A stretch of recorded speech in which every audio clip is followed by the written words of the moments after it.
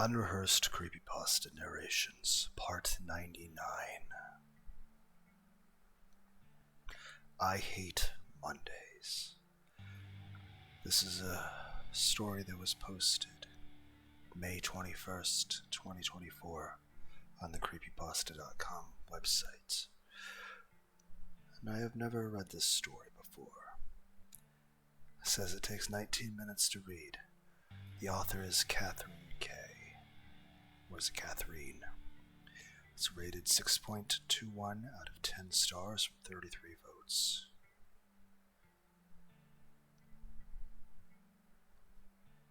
As I try to read it between all the advertisements on the site. Robert never came to the beach when his friends and family invited him for a swim, for a picnic, for a party, and so they stopped asking. He didn't hate the sea. It was more complicated than that. He was a poor swimmer, true, and justly afraid of drowning. He was also afraid of the myriad things that lived in the sea, of tentacles that stung and spines that pierced, of saw-like teeth that rendered flesh from bone. When Robert thought of the sea, however, most what he felt was awe. Deep within him there was this magnetism, a twin pull of dread and fascination when he tried to imagine the sheer vastness of the ocean, its unfathomable depths. That's what drove him to visit the beach as often as he did, almost every week. He would pick one of the smaller, unpatrolled spots nearby, and as always, at times, less likely to draw frolicsome crowds. He would kick off his things and pick his way through pools, letting the sharp rocks make tiny cuts in his soles, and then shuddering pleasurably at the sting of the salt water. He wouldn't actually go in the water, of course, but he would stand on the strand and feel the ocean tug at him with every wave that crashed ashore. Let him dig him gradually into the soft, wet sand. Mostly, what he liked to do was scour the beach for any treasures the sea might have washed up. He would pick up driftwood and poke at the bloated corpses of cephalophores. He would skip stones and flat fragments of shells, or try to anyway. He would grasp cuttlefish bones and carve abstract patterns into them with his thumbnail before hurling them back into the water, and his sea glass connection was becoming something rather enviable, if he ever actually shared its existence with anyone, that is.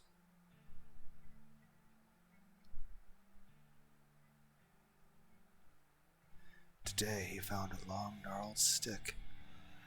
He swung it listlessly back and forth as he paced the shore beneath the gunmetal sky. The atmosphere was full of potential. Mainly it was the promise of another storm, such as had been plaguing the northeast coast of New South Wales, on and off for the last few weeks. But there was something else there too. Robert felt a stirring in his chest, a pounding in his veins. He felt as though he was on the edge of an epiphany, although the exact nature of it escaped him. Presque vu, he muttered to himself as he took a particularly violent swing at the sand in front of him. Apart from the stick, which he had found little else today, there was the usual bottle caps and soft drink cans, which he diligently collected in a reusable plastic bag to dispose of thoughtfully when he got home. He was about to head there. In fact, when his attention was caught by a bright patch of orange plastic poking out of the sand. rubbish, he thought bitterly, then jabbed at it with his stick to dislodge it. The object remained firmly in place. Robert frowned, then dropped to his knees to dig at the sand around the plastic. His initial explorations uncovered two rounded peaks attached to a curved, bulbous form, and then finally, perplexingly, a tightly coiled cord. Robert heaved the object out of the sandy pit he had dug and laid on the ground, squinting at the incongruous but undeniably familiar form before him. It was Garfield. Or more accurately, it was a vintage telephone made in the image of Garfield. The feline was lying prone, his stubby tail curled at his side. The handpiece of the phone, which made it the bulk of the cat's back, lay beside the base, connected by the spiraling cord. His black stripes were worn away, leaving only a suggestion. But the figure was familiar enough to Robert for his mind to fill in these gaps easily. What really had held his attention was Garfield's eyes. They were half open, though characteristically half-lidded, and the black of the pupils had completely faded. In their place were raised discs, the same off-white as the sclera behind them. It looked blind. "What have you seen?" Robert asked with a titter.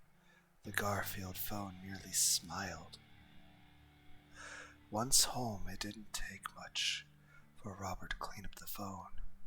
A quick rinse in the sink, a thorough scrub with a soapy dishwasher, and another rinse were enough to not just dislodge the dirt and the sand and salt, but to put back a sheen back to the bright orange plastic.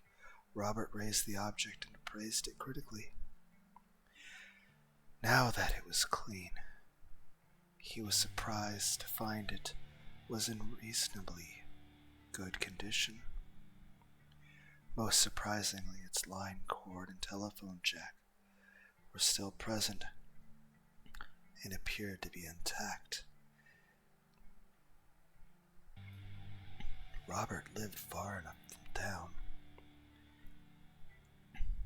that mobile reception was patchy, so he still maintained a landline. He plugged the phone into the outlet in his lounge room and vowed to test it later. Garfield's stripes and eyes would have to be repainted, of course, but that would have to wait for another time. After all, it was getting late, and tomorrow was a work day. Robert had barely been in bed for an hour when he was startled awake by a piercing shriek. He came to with a jolt and looked about himself frantically. It was a few moments before his awareness kicked in, and he remembered who he was. Just Robert. Where he was. In his own bed, and with a quick glance at his bedside table, what time it was. 12:01 a.m. The shriek, which came again and again and again at regular intervals, took a few moments longer to recognize. The phone. Robert kicked off his Aduna and stumbled to the door. No one calls that late for a happy reason. And his head spun through a list of important people. His parents, his brother, Deb. By the time he got to the lounge room and grasped at the handset, he was beside himself. "Hello?" There was a long pause, during which Robert held his breath. Finally, an unfamiliar voice spoke dully. "John." Robert took a shuddering breath. what had happened to John. Did he even know a John? "I'm sorry," he replied. "I'd like to speak to John, please," came a voice, suddenly friendly, lilting. Robert practically doubled over in relief. "I'm sorry. This is Robert. You got the wrong John," sang the voice on the phone. Robert slammed the receiver down with a huff. He was annoyed, but a little part of him was oddly impressed, nostalgic. He didn't realize kids did prank calls anymore. At least he knew the phone worked now. After that surge of adrenaline, he thought it would be difficult to get back to sleep, but he was still feeling the benefits of the sea air and soon drifted off again. In his dreams, the ocean rose and rose. It flooded the brushland and the forests. It engulfed entire towns, and still it rose. Robert stood at his doorstep, and the salt water lapped at his bare feet. He felt the sea's magnetic pull, stronger than ever before. It was the call of the void, the urge to be obliterated, consumed. "John!" rasped a voice in his ear. The week passed like any other. Robert lost himself in the monotony of work, home, work, home. At lunchtime, he ate elaborate sandwiches of lamb fillet, salad, and cheesy sauces. He would follow this with 2 pieces of fruit. Throughout the day, he snacked on sweet biscuits before going up late and letting the crumbs litter his desk, falling into the gaps of his keyboard. In the evenings, he made up meal delivery kits intended for 2 people and ate both portions. Somehow, he always felt hungry. Perhaps he was just bored. On Friday, he left work early and swung by the office works. He bought a black bullet-tipped paint marker and, because he had an aversion to going to checkout with only one thing, an overpriced bulk packet of Minties. At home, he chewed on the Minties, occasionally sucking in air to feel the cooling effect of the menthols, because he likes York peppermint patties.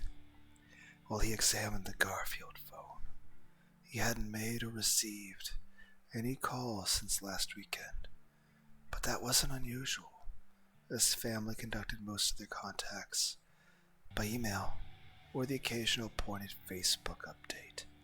As for Deb, well, she wouldn't be calling anytime soon. Robert shook the black marker as he pressed the tip repeatedly against some scrap paper to get the paint flowing. He peered at his phone's screen. He had brought up a Garfield strip to reference the cat's stripes. In the strip, a sleepy John implored an inexplicably wall-eyed Garfield to go back to bed. Whoever had posted the strip online had added a footer showing a close-up of Garfield hugging a pillow, his stripy back, tail, and face on proud display. Simple enough, Robert thought, as he placed the mobile beside himself and hefted up the Garfield phone, one-handed. By now, the paint had reached the marker's tip. He decided to start at the tail. Just a few stripes. Easy. Scratch that. 20 minutes and innumerable swear words later, he wasn't even done with that. Each stripe was not just a simple stroke, but a kind of elongated diamond made of many smaller perpendicular strokes. If even one of these substripes wasn't perfect, then the whole thing looked wonky. Robert had to get up and grab some acetone and a rag to clean up his mistakes. His second attempt was more successful, though no quicker. He finished Garfield's entire tale and was particularly pleased with the tip, which he felt accurately captured the bold linework of the comic strips he had so loved as a child. He decided to quit while he was ahead, telling himself it was more practical to approach the project in parts, so that he didn't smudge his work as he went along. He checked the time. 2 p.m. Still time to get to the beach if he wanted, but then again Saturday afternoons could be a bit dicey. Better to go tomorrow, early. As the sun rose over the ocean, the sky was, for a few brief moments, no longer its usual dull gray, but a pale blue shot through which streaks of pink and coral that radiated from a virulently orange sun. Robert noticed, too, the streaks along the shore that showed the lines of the changing tide. Even his shirt was striped. He noted, as he looked down at himself, the whole world was striped. He thought to himself, they encircle everything. Despite the riot of color displayed to him, he was unmoved. His usual awe was dampened, almost numb. He stared out at the sea and imagined sinking below its surface like a stone. He was not thrilled at this. He turned back and walked to his car, having exhausted his week's supply of meal kits, and feeling again that gnawing hunger. Robert raided his pantry to see what he could rustle up. He made a mound of flour on his bench, and with a little nest in the center, into which he added eggs, olive oil, and salt. He hadn't felt like doing much of anything since returning from the beach, not even showering. But suddenly he felt driven in this singular purpose. As he broke up the eggs and brought the flour inwards, he began to feel calm. Kneading the dough became almost meditative, and there was something satisfying about seeing the smooth, compact ball he had made. He cupped his hands around it lovingly, almost protectively, before wrapping it in cling wrap and leaving it to rest. Several days' worth of dishes lay stacked around him. He looked at them intently, as though, if he focused on them enough, they would clean themselves, or else just evaporate in nothingness. Half an hour passed, and he had barely moved, but for the slow blinking of his eyes. Turning back to his dough, he unwrapped it with one hand, while the other reached into the second drawer and sought out a rolling pin. He began rolling out several wide, flat sheets of pasta. The phone didn't wake Robert from his sleep, because he was already awake at roughly 2 a.m. on a Monday morning. As he stood in the glow of the open fridge, contemplating its contents, it rang. His heart lurched, but he didn't run this time. He closed the fridge carefully, giving it a wistful glance before he padded off to the lounge room. Hello? Hello, dear, it's me. Shouldn't you be asleep? Robert recognized his mother's voice. Yes. I was hungry. Why are you calling right now? Is Dad okay? His mother laughed. Oh, your father's fine. Sleeping like the dead. But what about you, dear? You sound so tired. Robert rubbed his face with his free hand. Yeah, I am, he sighed, and then asked, Why aren't you asleep? She laughed again, a sound like radio static. Oh, goodness, I don't sleep. I never sleep. Robert was silent, and she continued, Go to bed, dear. Everything seems better in the morning.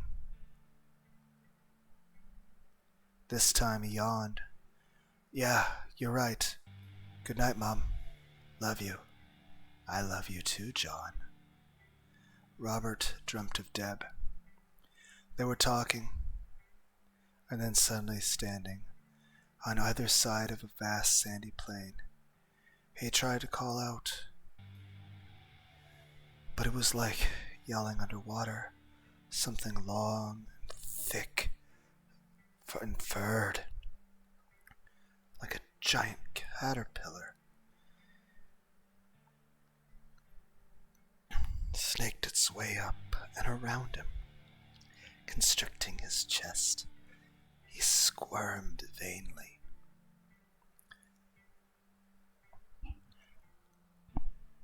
It's too late, John, came a guttural voice from somewhere in the great nothing.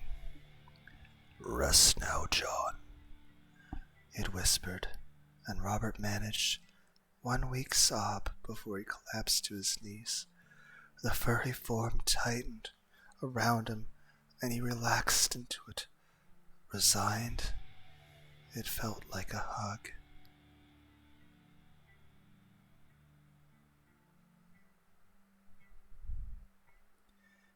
When the morning broke, Robert called in sick to work, then spent hours in bed, hovering at the edge of sleep but never quite settling into it.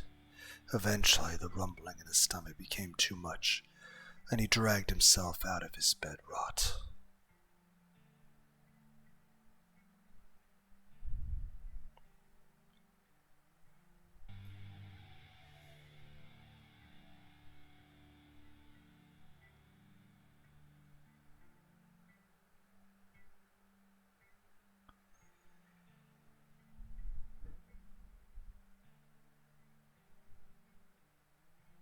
Robert made himself a large bowl of Cocoa Puffs, then finished off every remaining tin of tuna in the house.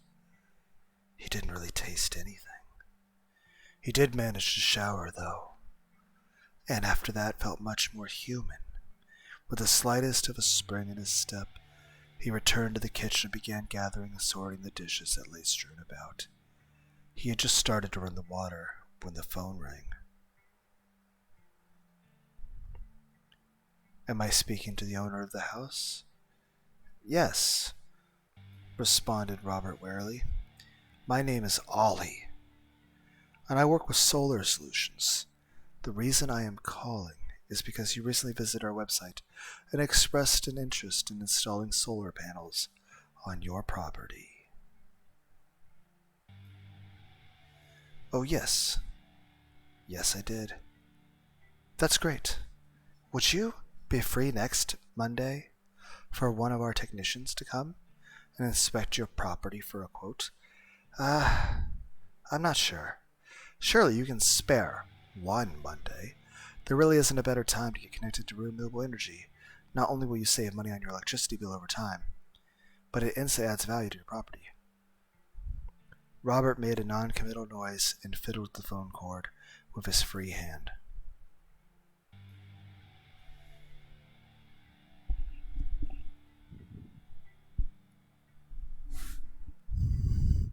It's just not good in the summertime either, and it's still useful even when it gets much colder. And it will get colder, John. Much colder. There's an emptiness here, John, and we have to fill it. I can see you, John, across the echoing void. I no longer require eyes, John. I see everything. It's so cold here. Robert hung up the phone. He stood there for several moments trying to decide what to do next. He would go to work tomorrow, he knew, but what about right now? He looked at the time, 7:30 p.m. He thought of the full sink. He went to bed. Work, home, eat, eat, eat. If Robert's work colleagues noticed anything different about him, they definitely didn't say anything. On the rare occasions that he was able to meet their gazes, his eyes were full of pleading. "Help me," he tried to say with them. "Everything is coming undone." People just smiled back blankly. "We're all in danger." His friends and family were more perceptive of his physical changes. He got a lot more recipes for tofu mousse and offers to join running groups. His father joked. Aren't people supposed to lose weight when they go through a breakup? At least the Garfield phone was coming along. After work, Robert would sit in the lounge room and work on the cat's stripes, zoning out for an hour or so.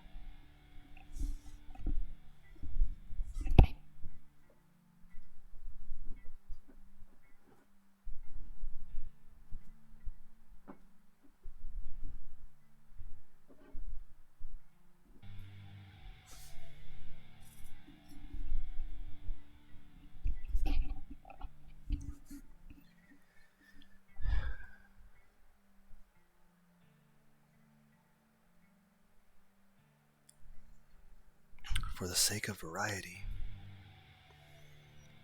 he would bring up different comic strips for reference. In today's, Garfield had awoken to find his house long abandoned, with no sign of either John or Odie. Robert chuckled, his tongue clucked while working on Garfield's face. By the end of the week, he was practically finished with the phone. All that was left was the eyes. He raised Garfield aloft, turning him this way and that way to admire his handiwork. He wondered briefly how much the phone would be worth, knowing all the while that he would never sell it. This was a gift from the sea, and if reverence didn't prevent him from casting aside such a blessing, then superstition certainly did. He reached for the paint marker, but his hand hovered in the air uncertainly. "I no longer require eyes, John." He put the phone back down and threw the marker in the bin. It was probably empty anyway. On Sunday, Robert returned to the beach, but without his usual reverence. He was like someone who'd returned to church out of obligation, or even just habit. He felt numb.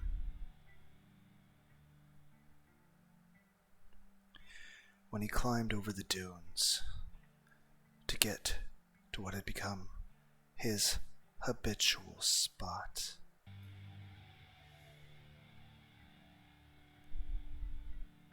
he climbed and he climbed, and the sight that met him was enough to cut through the numbness. The beach was littered with dozens, no hundreds, of scraps of orange plastic. He knew what they were, but still he climbed and climbed to look closer. He knew what they were, but still. The Garfield phones were scattered all along the shore, from the rock pools to Robert's left all the way to the dunes on the right. As he picked his way through the debris, he poked at a phone here and there, noting that they were all in different states of disrepair and stages of decay. This one here was missing an ear. That one there had half of its face rotted away.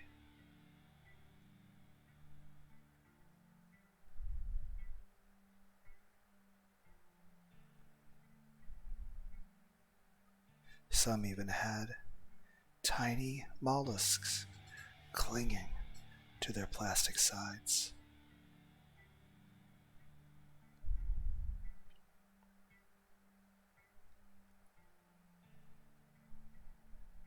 Robert didn't know what to think, what to do.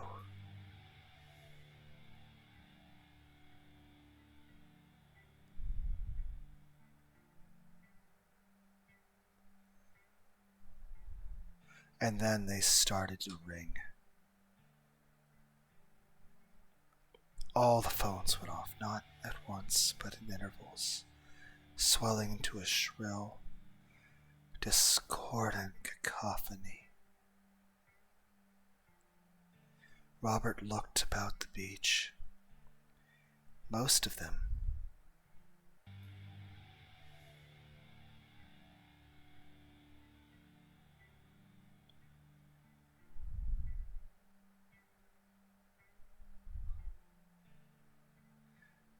had the headsets sitting on the base. Many of them did not have handsets at all. Still they rung. The urgency seemed to intensify as the ringing continued. Robert had the sense of holding on to a ticking time bomb. The innumerable Garfields were insistent in their mutual demand. Answer me. 1,000 plastic eyes boring directly into Robert's soul. Robert stopped. He stooped and reached for one phone, hesitated, and then turned and ran for his car. Once home, Robert stormed into the lounge room and unplugged the Garfield phone. Then skipping showering, brushing his teeth, and even dinner, he went straight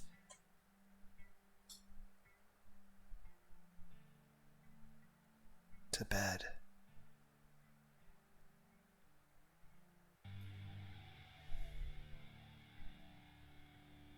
He didn't sleep, of course. Rather, he laid on his side.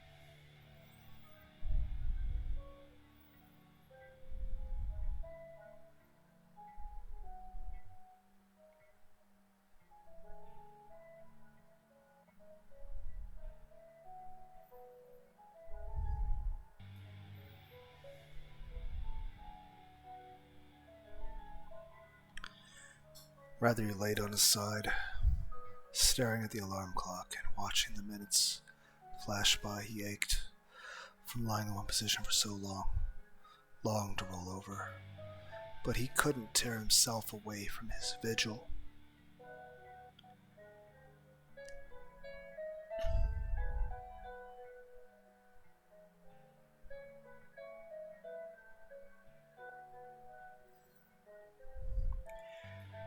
At exactly midnight, the phone rang.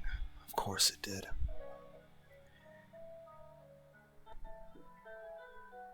Robert padded out to the lounge room in pajamas and slippers. Without hesitation, he picked up the phone. "It's Monday," said Robert, matter-of-factly. "Yes, John," returned a creaky, faraway voice. "But what is Monday?"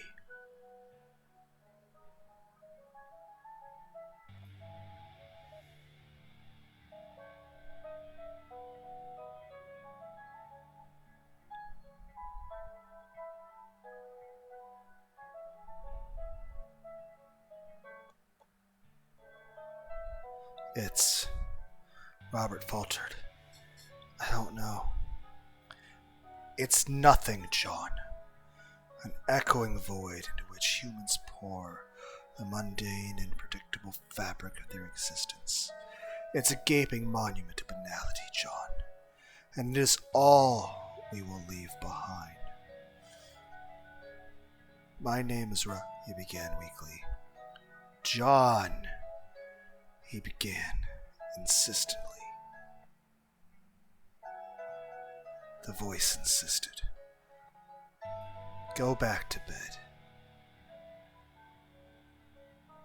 Robert slept. Robert dreamt. He dreamt of the beach at midnight. The sea was undulating tongue slick with saliva. The moon a giant pupilless eye. The great tongue licked the shore, leaving an ever-deepening crevice in the sand. The insides of the crevice were as smooth as glass. "How clean it looks," Robert thought wonderingly.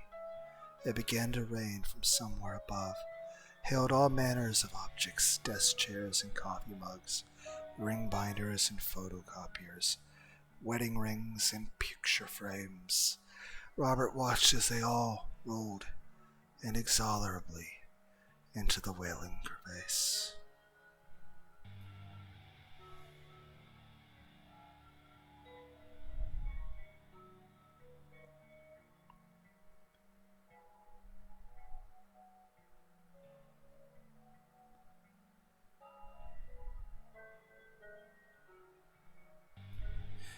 For the first time in a long time, he didn't feel the gnawing pangs of hunger. He felt satisfied. When he woke up, he was surprised to find it was still dark. He couldn't see the glow of his alarm clock. Swinging his legs out the side of his bed, his feet met not the usual floorboards, but something soft and warm, and slightly yielding. "When did I get a rug?" he thought groggily. He reached his arm to steady himself against the wall, and was met with the same luxurious plushness. He rubbed his eyes, which were now starting to adjust to the dim light. "I must still be dreaming."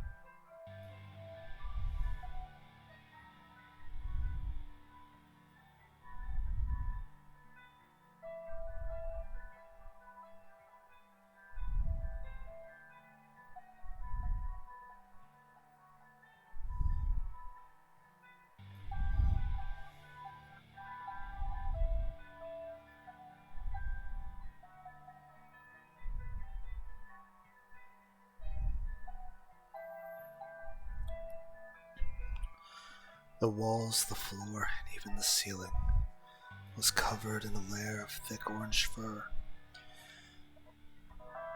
Robert placed both hands to the wall and rubbed at it. Something seemed to shudder or rumble only rhythmically. With both hands against the wall, Robert advanced around the perimeter of the room toward the doorway. I have to get to the lounge room, all the distance along the hallway. Everything was covered with the same orange fur. Robert couldn't see clearly in the dark, but he didn't need to see to know that the vast orange expanse was broken intermittently with stripes of black. He took a deep breath and peered around the corner into the lounge room. He froze. When once sat the Garfield phone was now an immense tumorous lump from which the furry membrane seemed to be emanate outwards. It was a face, or something like it. Two rounded eyes bulged out, their surface milky and ulcerated, with no hint of either iris or pupil. Iris or pupil. A tiny fleshy nose seemed to cave in just below them, and below the lips and jowls of the face hung obscenely. "John," rattled a voice from somewhere within those two loose folds. "I'm still so hungry."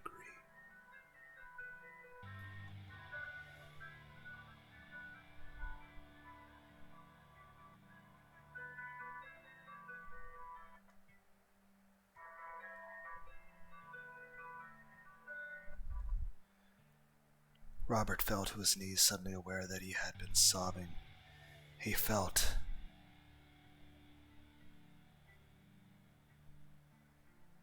as though from long ago a familiar pull of awe and dread.